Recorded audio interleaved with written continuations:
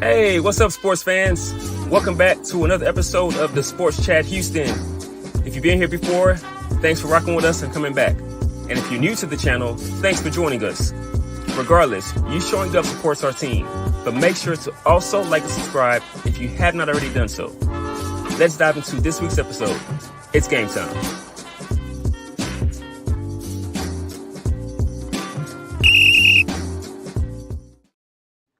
Yo. Welcome to another episode of the Sports Chat Houston with your boy Tunde, Cody, and Ed. All right, guys. We only got 45 minutes. We're giving ourselves a challenge today, 45 minutes in and out. So we're going to get right into it. Our three areas of conversation today is going to be a legacy of Caitlyn Clark, and then also what we feel she's going to do and her impact in the WNBA. We're going to recap the NCAA championship games for both the men and women. And then we're going to conclude with what's next for Kentucky men's hoops. We know they didn't get their first guy in Scott Drew, but they landed with the BYU coach who's a former player. So we'll talk more about that. So without further ado, CC, Caitlyn Clark. What is her legacy for Iowa, for college basketball? And then what do we feel her impact would be at the pro level with the WNBA? Man, that's a good question. That is a loaded question. First thing, did y'all see the amount of money that Iowa said was brought? Was it like 80 something million? Like $82 million because of one player. It wasn't even like a South Carolina thing where it's like, oh, it's a brilliant team and the revenue. And that was Caitlyn Clark. I mean, like the impact we're seeing already. So you see that, and then you move on to the fact that Phoenix is marqueing the GOAT versus the Rook game one, or they're putting out the date of the game versus Indiana. She hasn't been drafted yet, but they have her number on there and everything. And then you look at how many games, not only for women for WNBA that are on TV, but the amount of games for Indiana that they put on national TV. You go from, they had one last year with the number one pick, Aaliyah Boston, who's very good, to having 36 this year, 36 national televised games. That's an impact in itself. And I think it almost comes down more to the basketball. I think it's almost a couple of different conversations. So it's like, one, Caitlyn Clark, the player, and where she ranks all time there. And then the impact. I think impact, she's the most impactful woman so far I've ever seen as far as going in as a rookie. If you talk straight impact. Now, if you want to talk about game, okay, there's an argument, Maya Moore, Breonna Stewart, Shamika Holmes-Law. It's a list. But if you talk impact, and then part of it is due to, the time. Like, it's 2024, things are changing. So certain players, they might not have got as much love, but there's no argument that there's ever been a woman with this much impact and gravity and magnitude and actual money behind it coming in to the WNBA. But that's what I think. What do you think, Cody? No, I agree. As far as like, the GOAT conversations, as far as the straight game, I'm on the side with you got to win to get that title officially. But I just was out of my own curiosity, was just looking at when was the last NBA Finals game that had 18 million viewers, and that was Game 6 of the 2019 Finals. And this, is a Finals game that has I believe KD came back that game, right? Or maybe the game before that. And Game 5. Game 6. Yeah, so Game 5 and Game 6 both had 18.3. But that's 2019. That's pre-COVID. That's 2019. That's, you got Steph, KD, and Kawhi in the finals. And Caitlyn Clark technically beat that because I believe she was 18.7 if I remember correctly, and this was 18.3, and this was the NBA Finals. Like you said, one woman, can nobody else name another player from that team. This is at the college level. You think about a lot of like coaches are the stars of the program. We don't know the coach of Iowa by name. Not the average person. You know what I'm saying? Like if you tell me her name, I'll remember it type shit. I'll do you one better, because then people say, well, South Carolina was undefeated. Name 3 players on South Carolina's team. You asked me to do that. I say the big one. That's what I always say. Camila Cadorsa. Then I say the little freshman point guard. But it's not like Caitlyn Clark. No, exactly.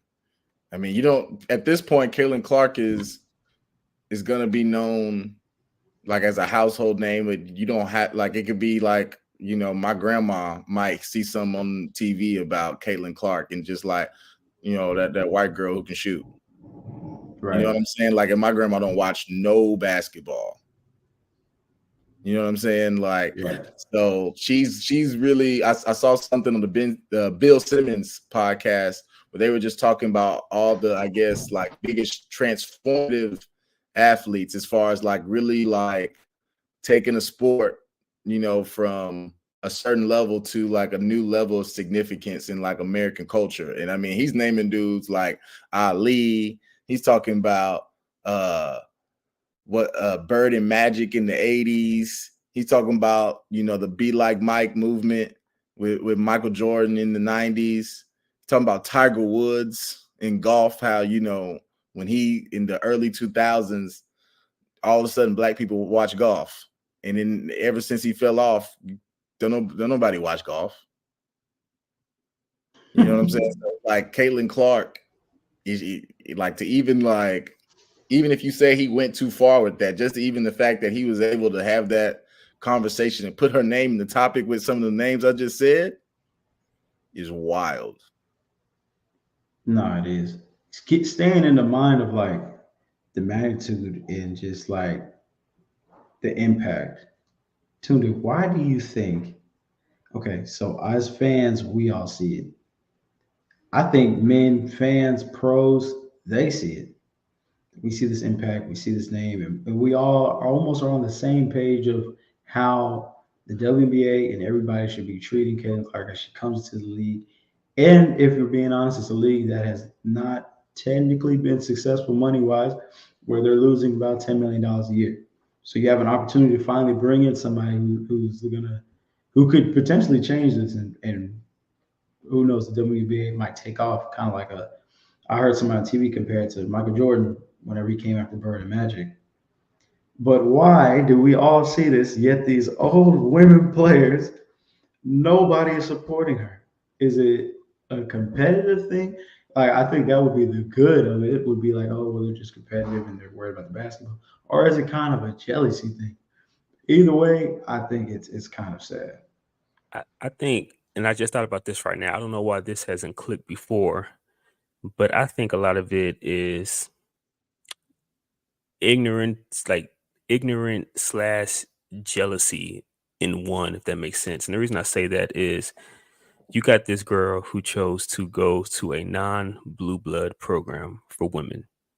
She went to Iowa. She smashed records at a school that is not known for having any prior dominant women basketball player, at least to my knowledge, versus, her going to a South Carolina, a UConn, a Stanford, a USC, which have a history of very dominant and historical, great achieving women players. So when you have one who created her own lane, created her own legacy, that not just impacted her, but impacted the game of basketball as a whole, it's kind of hard to accept that when it's not coming from somebody from your program or one of those top 10 schools that just has a history of producing, those top women players, so I just think a lot of it is ignorance. I think Don Staley does the best job of continuously, showing respect and giving props to Caitlyn Clark, because she knows Don Staley she's a Olympic winning player. She's a championship coach. championship winning coach. She knows what it takes to win at the highest level. She had a great career, and she knows the impact that CC had on the women's game in college. And she's aware of the impact that she's going to have in the WNBA. And I think that any athlete in their right mind, men or women, will see that or will um, understand that what Caitlin Clark has the potential to do in the WNBA hasn't been done before, just for the simple fact that she established herself globally in college and then will take that to the WNBA. And then she's going to be playing against a familiar foe. You don't think Aaliyah Boston is going to be happy as hell to play with Caitlin Clark? Like, I think that's going to attract women to want to play for whatever team Caitlin Clark is on, just for the simple fact of how she impacts the game. And it was tough to see the team go down the way it went down, but we all know the more talented team won, and there's only so much one player can do when you have all that firepower going against you and whatnot. So I'm not sure why some of the old heads um, made some of the asinine comments they made. Um, but I would hope that, they will come together and realize that, hey, we need each other. Like, we need CC to take this WNBA game to the next level. We want to increase how much we're getting paid. And how do we do that? We do that by bringing in additional revenue, because right now, like, are we like, I don't know what the financial statements are for the WNBA, but I can only assume that they're not bringing in nearly the amount, that justifies them being paid, on a somewhat level playing field as the men, So I think, if they're savvy individuals, which I think majority of them are, they will get on with Caitlin Clark and realize that this will only benefit the women's game as a whole, from the younger generation to the older generation. Right. And it's a few things. So like, and I heard somebody talking about that today too. Like, even if it's almost fake love, like this is a business opportunity. Like Tarazi and Super, they have that show. Imagine if they had Caitlyn on their show. I bet it would do better numbers. And then Taraji gonna say, they said Paige, or she said Paige, move on. She said, wait, so if Paige was in the draft, you'll take Paige first? She said yes. Like, come on, Tarazi. But I think part of that is her being Because competitive. Paige is at UConn. Yeah, I said I think part of that is that. So I give her that one. I give her that pass. And then also I saw Aaliyah Boston. She has a little show, and she had Caitlyn on there, and they were talking about it. They look like they're gonna have a good time, and I think it's because Aaliyah knows, like, yeah, you're gonna get this ball, and like part of the thing with DT, with me with Diaz, Don Staley, that I think separates her from all the other former players. She's a coach. She's had to coach against Caitlyn. So it's like she's also smart enough. She's not going to poke the bear, one, but then two, she's had to coach her. She lost to her last year. Like, she knows how good she is, So it's like, I think that, I mean, she'd be wild to not give her the respect. Like, and like you said, Iowa, I mean, they went to the Elite Eight the year before Caitlyn got there. But I mean, they got obliterated. They lost by 30. And then the only other time they got that close was they made it to the Final Four. No, did they make it to the Final Four?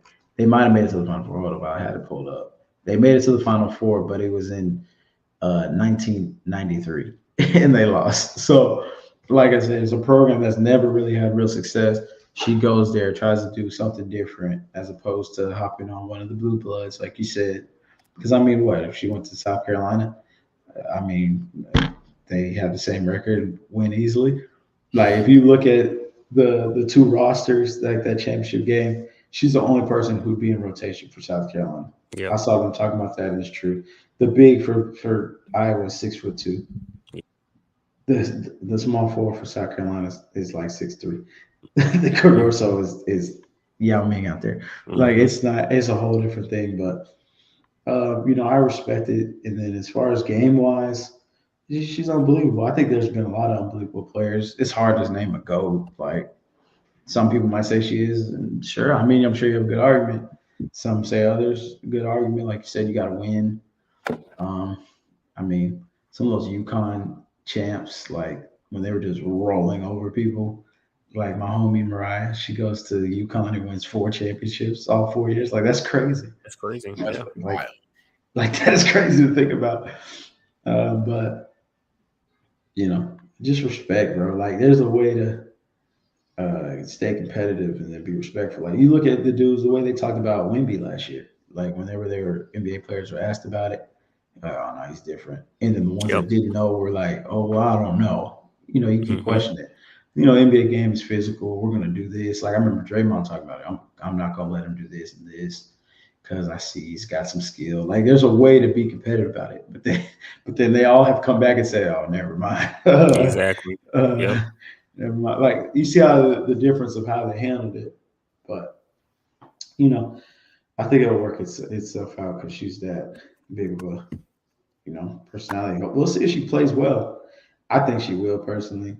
Yeah, I think she will. I just we'll think see. like she just has like that competitive bug in her where she knows like some of the critics or what they're gonna say, after what happened in the championship game or whatnot. So she knows she's gonna play with a chip on her shoulder and go out to try to get a championship in her first year in the WNBA. Like she knows people are coming for her and she's ready for it. I think she's probably ready this first year at least, maybe a year or two in the WNBA. It'll almost be like an even playing field. Like she's not going to get doubled. She has good Exactly. players on her team. It's Yep. probably going to feel nice. Yep. Get some spacing, Exactly. in the first few years. So, because it's crazy. Like certain people, when they make it to the league on the NBA side as well, like you expect them, they might start off slow. They come out winging. Like there's more spacing. Like you're not just the only dominant force. So Yep. we'll see. Could be good. Yeah. What's crazy is what you said. Like she's got some good teammates, and everybody talks about how good of a scorer she is. Like if you give her Aaliyah Boston and other high level players who can hit shots, like she's gonna find her teammates. She's a great passer. Or teammates who can actually catch a advanced pass. Exactly. I didn't like that's what impressed me the most last season, her junior year. Like when I was really watching her, I'm like, man, she can pass. I'm like, dude, her vision, because she got good size. She's a 6-foot guard. Like, I'm like, oh, she can pass. I didn't realize that she was that good of a playmaker. So, rooting for her. Yeah, I mean, I feel like you're a basketball fan, like you said, it's a business opportunity if you're playing against her. Like that's how I feel like all the women should be addressing it. Like, shit, yeah, let Caitlyn get all this attention, let her get all this money, and then when I, have some, success against her, now maybe to go to the table, when I'm trying to go up for contract, like shit, I was able to maybe not shut her down. I'm a defender who can contain her, or I might have just closed the game out better in the fourth quarter than a Caitlyn Clark.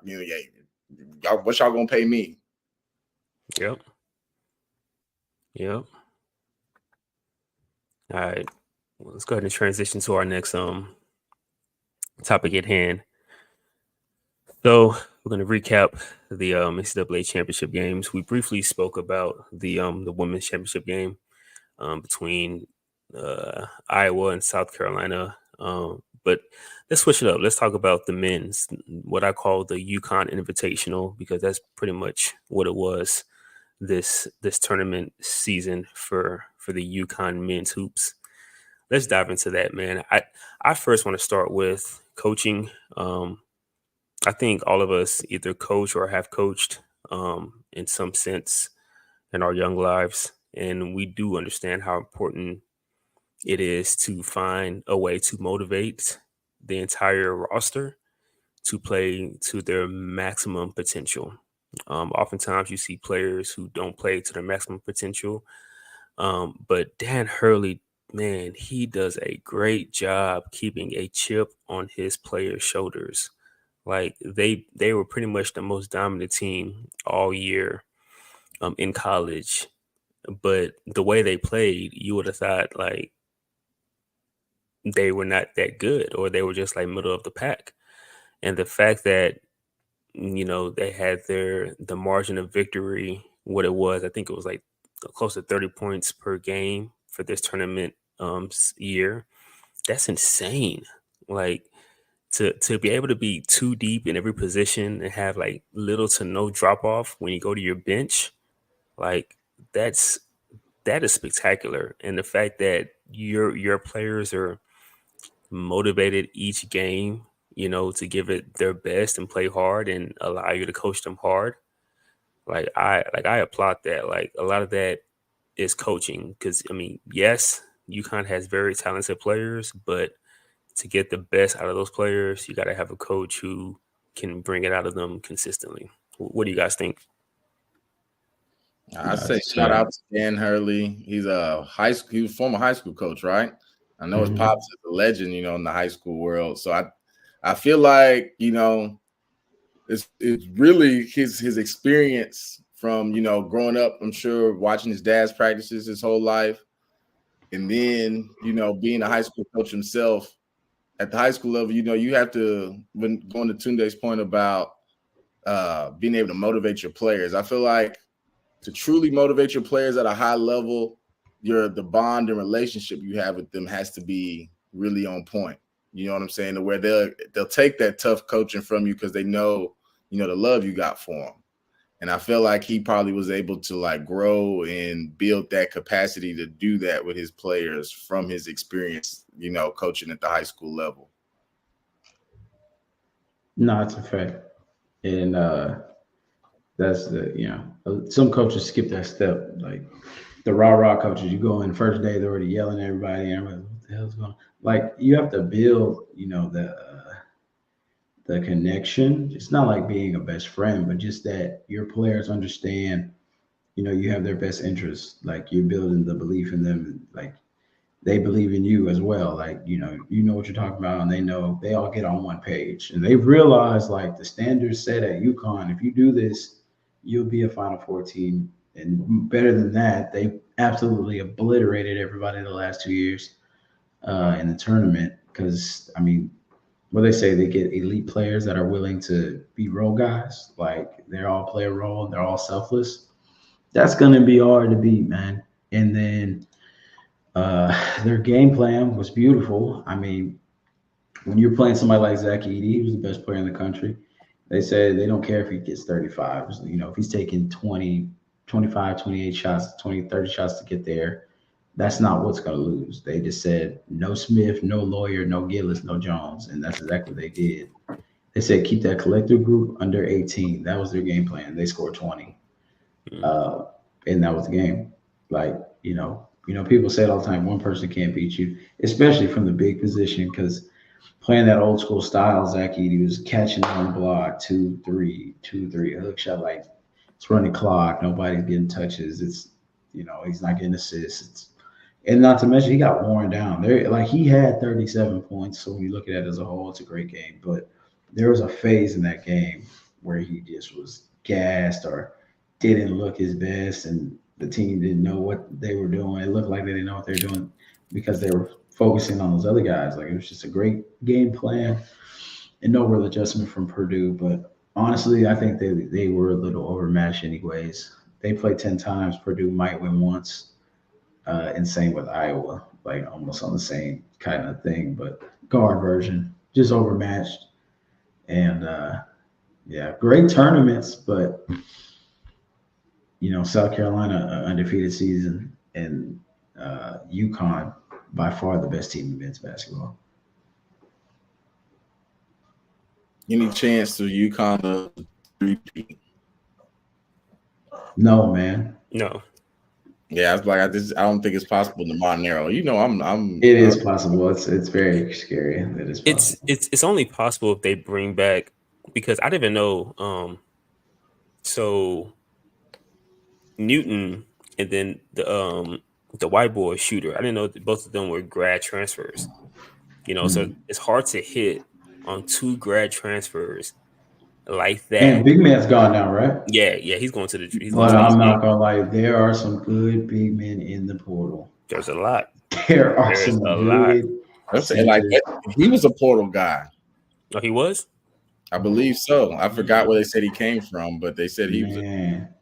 There are some good centers in this portal. Like, I mean, they lost 2 guys to the NBA last year, so I would have, you know, because there's no real other favorite. Okay, honestly, in my mind, I think Duke has a chance to be really good. Man, If Shire can coach, they're going to be great. They're getting those guys out the way.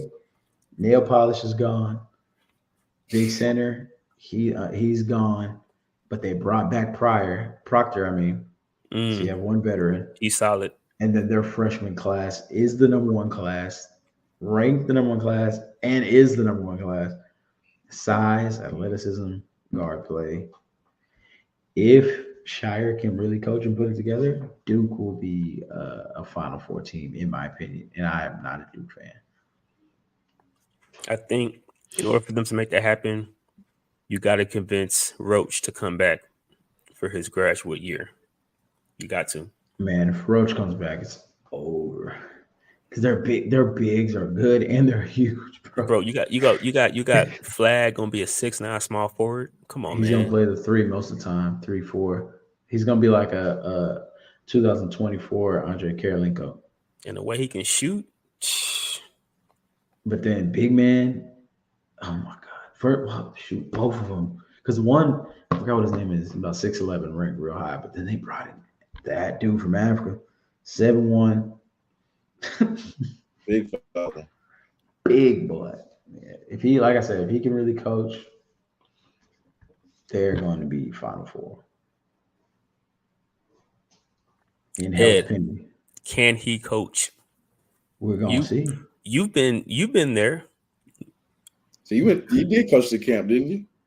I was that dude. How was it? How was it? Like, can he? I know you know. He wasn't the coach. Then Coach K was still there. I know, but he was an assistant, was he not? Yeah, he was. So I didn't get to see them work out as much. Like they were acting real. They like the players were like coming in signing autographs and stuff.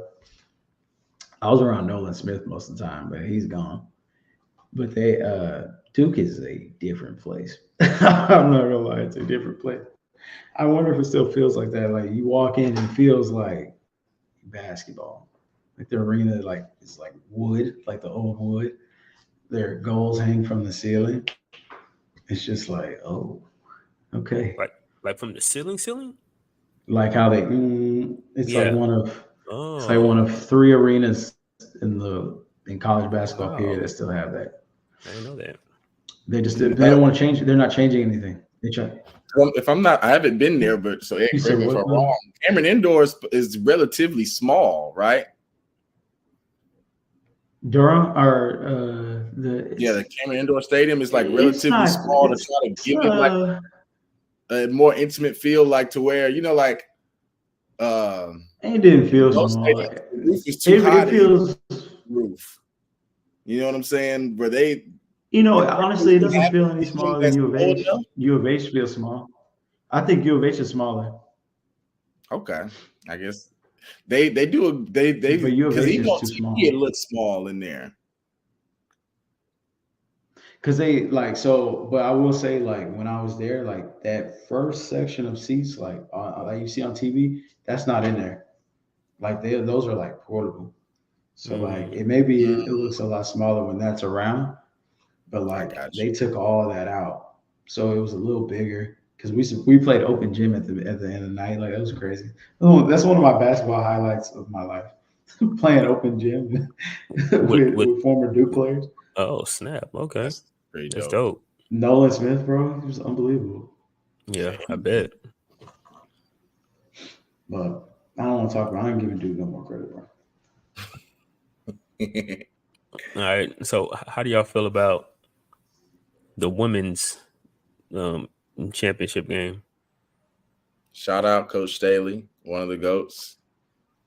I mean, as talented as the team is, to go 38-0, to not have a game to where just off focused, or the team's just tired through the trials and tribulations of the season. How locked in you have to be from really June, July, all the way into now. So damn near, 9-10 months. You have to build a culture that's just, with a foundation that can't be cracked. And kudos to her for doing that. And just to piggyback off that, Cody, I think she did a great job identifying where their biggest weakness was from the year prior and what the game plan was that Iowa used against them. It was collapse everything inside the paint, force them to make an outside jumper, and they could not last year. So what did they do? They went out and they got some shooters. Yeah. They got some shooters because Iowa was giving them girls open looks and they were knocking them down. And then by the time they tried to contest them, those girls were in rhythm and they couldn't miss. I mean, how quick they expanded that lead. When it was like 7, I'm like, if Iowa does not score in the next 2 possessions, like back-to-back possessions, they about to blow this thing open. And that's what happened. Like South Carolina, like they can beat you inside, they can beat you outside, and Iowa just didn't have athleticism to match up with them. They didn't have the size. They didn't have the size. They didn't have the size, skill. talent, the number. Yeah, exactly. They didn't have a lot. So it's just like Don Staley, like going back to the drawing board, was just like, damn, if I were to coach against this team, I think I would do the same thing because that was their Achilles heel. And now it's just like they got everything. They got Watkins. She's a freaking beast. That girl, like she go in there, she get every rebound. Man, they had nice freshmen. They have 2 good freshmen. But it's like, you talk about like there's certain teams where you're like, man, all their players are like this. Like they got a bunch of 70 overall. All their players are 87. Because it's crazy to think like they're the best team by far, undefeated. Nobody questions it. They didn't have one first teamer All-American. That's crazy. That's crazy, right? That makes no sense. But they sacrificed that in numbers because I think if they were a little less deep, I think Big Girl Cardoso would have better numbers. And she had my first team. Yeah. But she played 10 faithfully the whole season. Yeah. They sacrificed that one All-American spot to have an unbelievable all-time great team. But I will say, a close loss a close win is a win. Tennessee messed it up. Tennessee was supposed to win that game. All girl had to do was guard Cardoso a little bit on the 3-point line. Oh, it probably was a different ending. But the thing is, but Cardoso, like she has she made a 3 before that? Never in her life.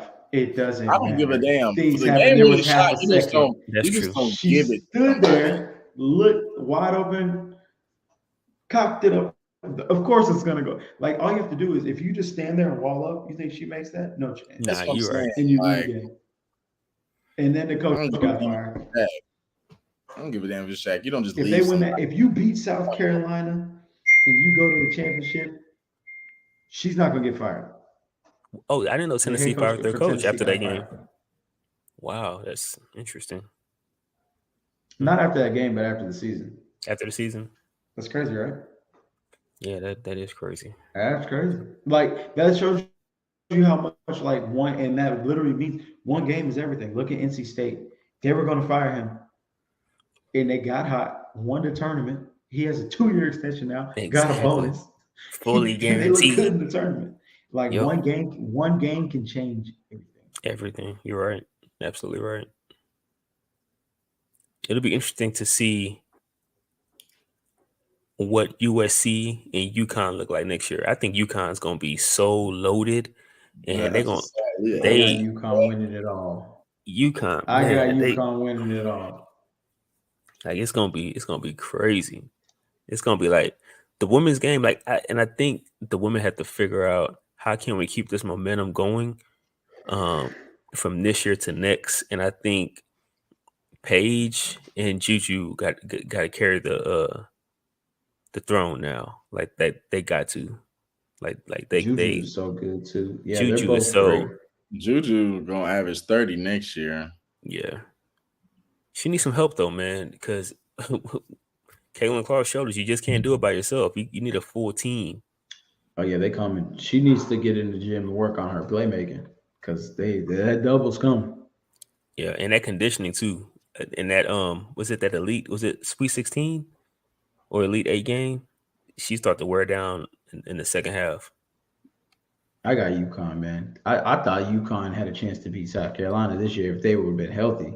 Yeah. Not the group they had, but like if you kept whenever the camera would pan to the sideline, the girl standing up, yeah, they have a freaking 6'10", whatever she is. Like just it's streak like no, they were about to have a squad. Yeah.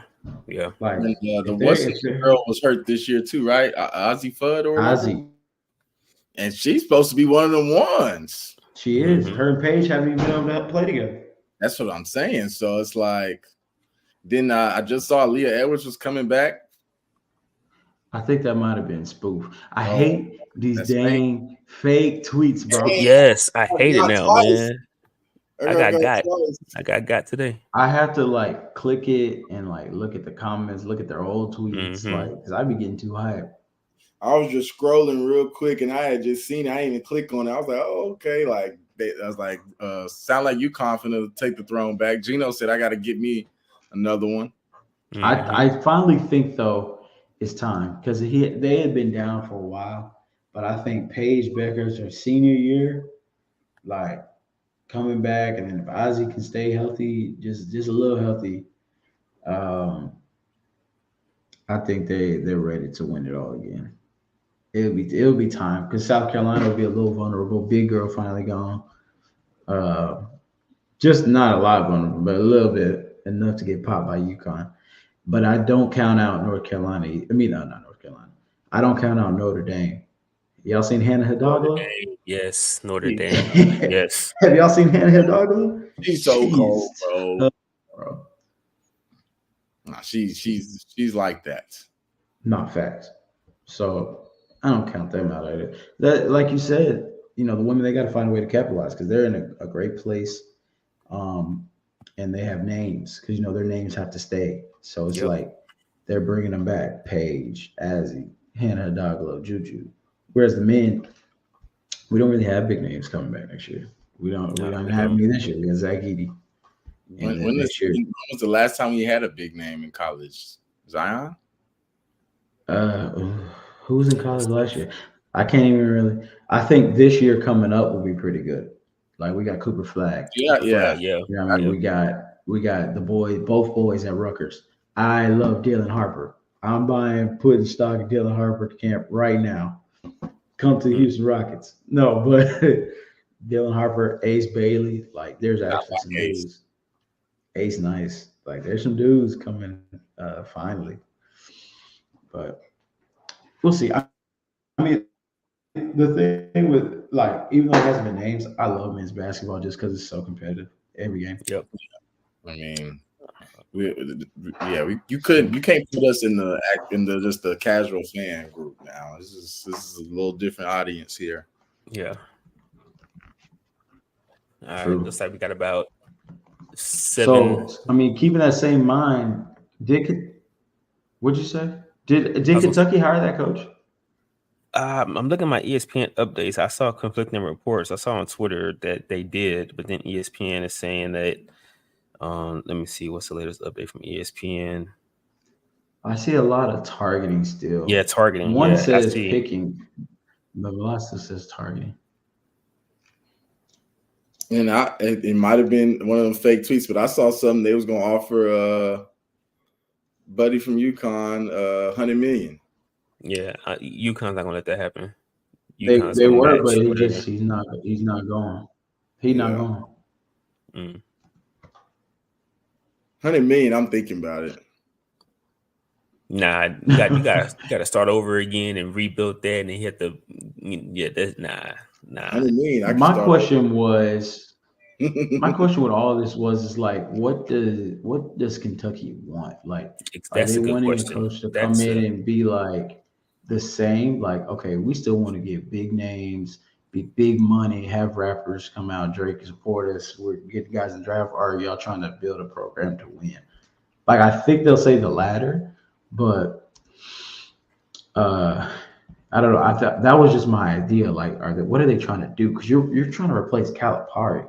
Like, he's a big name guy. Yeah, they haven't won as much, but like what he does is he's almost in a lane of his own. Yep. So it's like I didn't know if they were.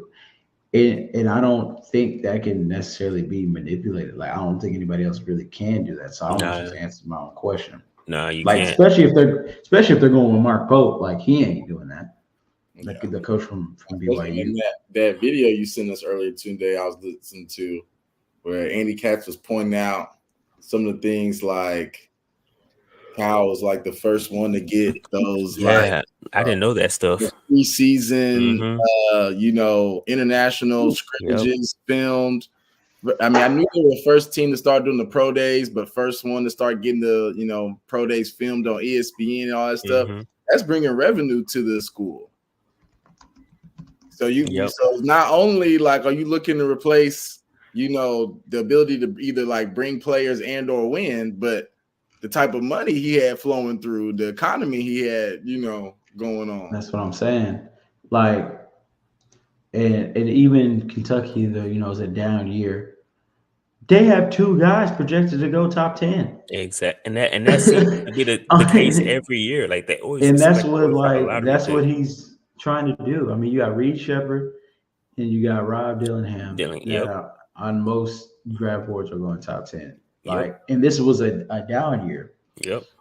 But you go back to like right before he got to Kentucky, that was kind of like Kentucky was. I mean, they're blue blood, but they kind of were in a little, I don't know, like back burner. Like they weren't at the level of Kansas, and they weren't getting the big names. Like They had gone through, like in the 2000s, they wave kind of died down for a little while. they did. And they used to be older teams. Like they were not like the young teams they were until Calipari. They had guys like Chuck Hayes on the roster. Yep. Chuck Hayes couldn't play for Calipari. Mm-hmm. Not a disrespect, like, but he was more like IQ, like obviously Chuck Hayes is great, bro, like the league, but that's not it was like a whole different like idea, like a whole different team, whole different style and everything. So that's why I didn't know. But I could see them moving more so back to The that traditional. type of Yeah. I like, even this would be a little more untraditional. But I like the job one of y'all mentioned about Rondo. See, and DeMarcus Cousins wants that too. Okay. I don't mean to be that person, but do we feel that those two right now are mature enough for that job? And the reason I say that is because all the nuances that go on, behind the scenes in terms of player development, nutrition, DeMarcus recruiting. Cousins want to coach? No, he was saying he thinks Rondo should be the coach. Because I know does Rondo coach like AAU right now? Yeah, I think he coaches his son. Yeah. I think Rondo, if I got the job at Kentucky, I would try to hire Rondo. Yeah, see, yeah. I mean, but you better be confident, because if you lose a few games, people are gonna be calling for him to take over, and he might take over anyways in the next few years. But you got to be confident also, and just securing if your players are going to your assistant more. Correct. Do you get in your feelings and like getting your pride, like, oh, they don't listen to me, they listen, That's tough. I mean, that's real, and that will likely happen if that were the case. But I think because he's a brilliant mind. Like I put Rondo in my top 5 IQ all time. Yeah. Not exactly. And I feel like Rondo could do a good mix of where he has the cachet, the skill word to use for that, to be able to, recruit, transfer portal, and out of high school, high major guys, and like be able to pitch to them. I'm going to prepare you for the league. While at the same time, like you said, Rondo is known for being a dude with high IQ, played his heart out, not one of those guys that took the easy way out, really a true student of the game, a true worker. You know what I'm saying? So like still bring a lot of the traditional, I guess, intangibles to the table while still bringing a little bit, like, without even trying to do the most, can still bring a lot of the flair and the flash to a program, So are we? Am I hearing you say, Cody, that Rondo will be a better version of Penny and what Penny's trying to do at Memphis? I think he could. Low key.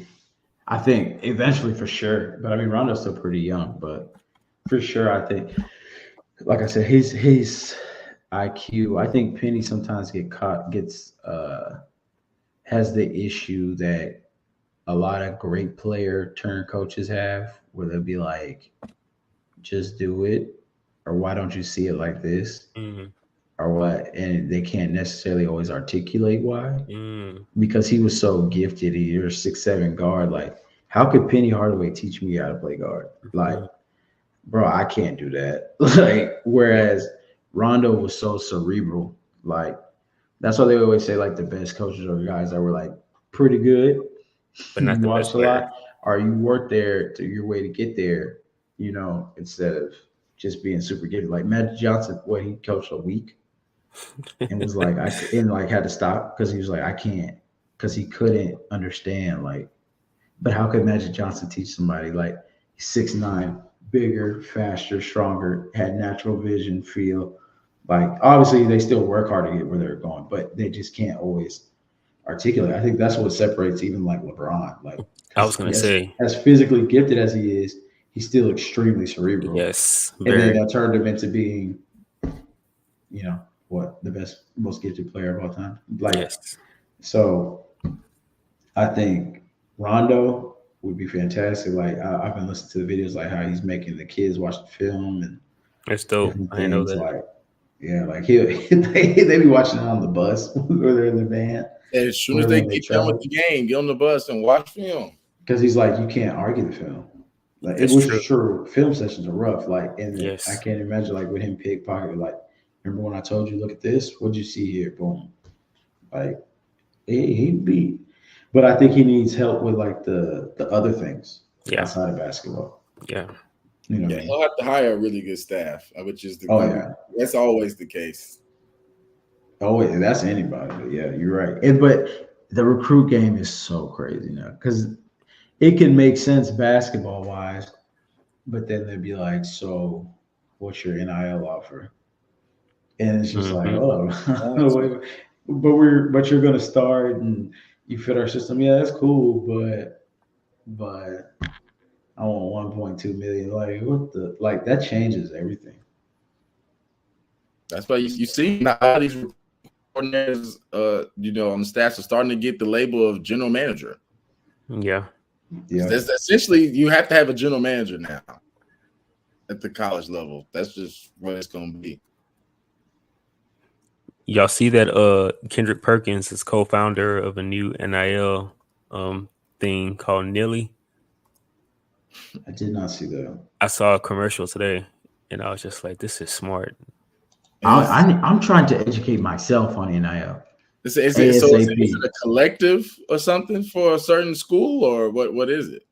I'm about to hold on. I'm about to share my screen right now so you guys can see.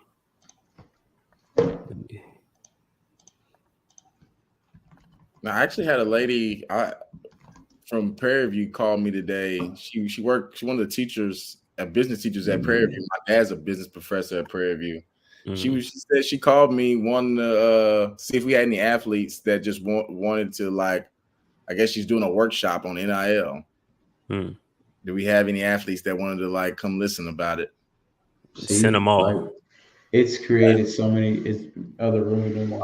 I'm just gonna email blast it out to all the parents we have. Like, y'all just want to go hear about it. This is some information.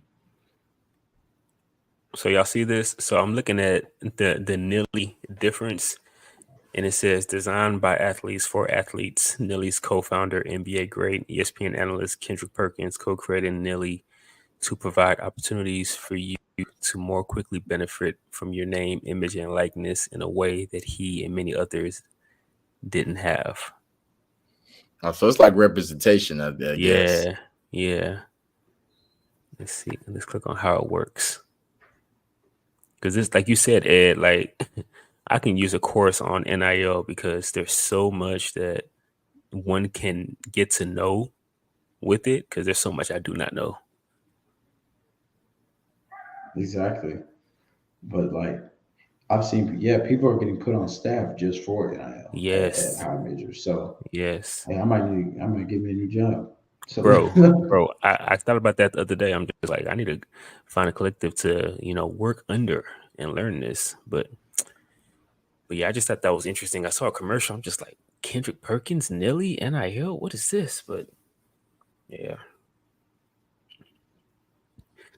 Well, fellas, we're at 50 minutes. I think we did a good job. So any final words? Hey man, even my boy TJ not here. Winners win, right? Yes, sir. Winners win. Winners win. We got NBA playing about to start next week. We'll discuss. That'll probably be our main topic next week. So, but this is gonna be good. Wild West is back in full effect. Yes, sir. For sure.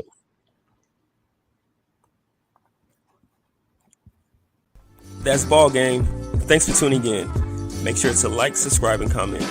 We read all comments, so let us know if there are any topics you'd like for us to discuss on the next episode. Until next time, stay healthy.